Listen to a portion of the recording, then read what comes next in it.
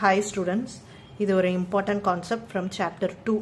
Find the first 5 terms of the following sequence. A1 கொடுத்துட்டாங்க, A2 கொடுத்துட்டாங்க.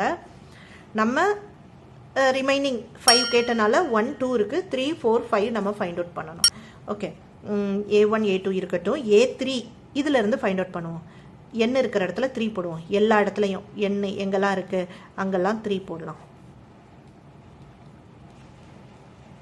போட்டாச்சா? இப்போ 3 minus 1 2. So A2 by 3 minus 2 A1 plus 3. இப்போ A2 value is 1. So 1 by A1 value is 1 plus 3. So our answer is 1 plus 3 4. இது யாரு? A3 find out பண்ணிட்டோம். இதே மாதிரி நம்ம என்ன find out பண்ணுவோம்? A4 find out பண்ணோம். A4க்கு இங்க n இருக்கிற இடத்துல எல்லாம் 4 போடணும். A4 minus 1 by A4 minus 2 plus 3. So A3 by 4 minus 2, 2 plus 3.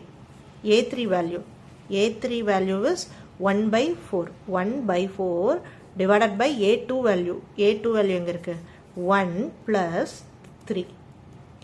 1 by 4 by 4.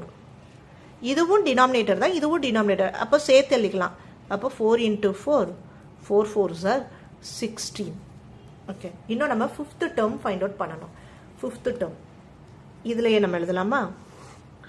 So A5க்கு என்ன பண்ணுவோம்? n இருக்கிற இடத்துல 5 போடணும். A5 minus 1 by A5 minus 2 plus 3. A5 minus 1 4, 5 minus 2 3 plus 3.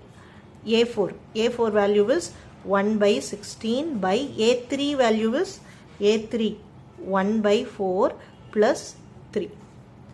Okay, 1 by 16 by இதை எப்படி LCM எடுக்கலாமா? 1 by 4 plus 3 இருக்கு. 1 by 16 அப்படியே இருக்கட்டும்.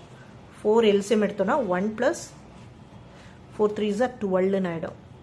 இப்போ டினாமினேட்டர்ல ஒரு ஃப்ராக்ஷன் இருந்தா அதை ரெசிப்ரோக்கல் பண்ணி எழுதலாம். அப்போ 1 by 16 ஆல்ரெடி நியூமரேட்டர்ல இருக்கு, இன்ட்டு போட்டு ரெசிப்ரோக்கல்ல எழுதிடுறோம்.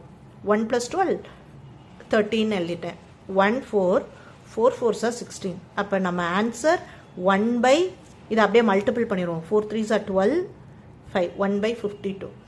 ஸோ நம்மளோட final sequence are A1 A2 value, A3 value, A4 value and A5 value.